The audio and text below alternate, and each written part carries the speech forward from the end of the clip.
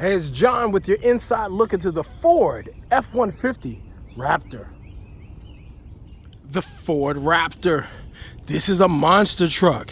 It's big, it's blue, and it definitely commands attention.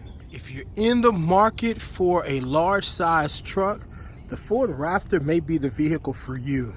It's spacious, has a comfortable drive, and it's durable. Even in the rain, it looks beautiful.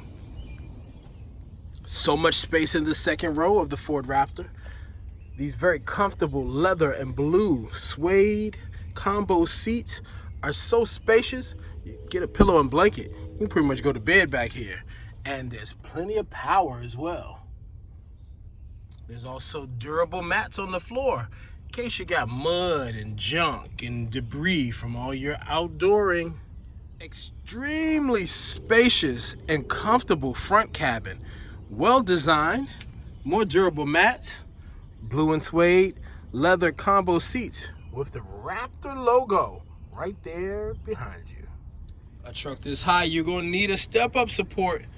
Grab that handrail and get inside. Push button start. The Raptor logo is gonna greet you. And there's our entertainment, heating and cooling, and USB and additional compartments for storage. We've got cup holders here, and we've got cup holders here, and we've got a very spacious armrest here. You can put plenty of stuff there.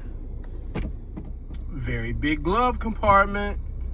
Control the windows, save your seating functions, and there are more car controls and mirror controls here.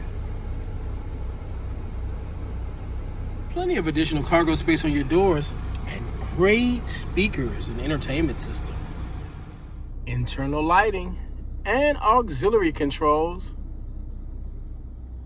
We have our drive options here, and we can control the trailer from here.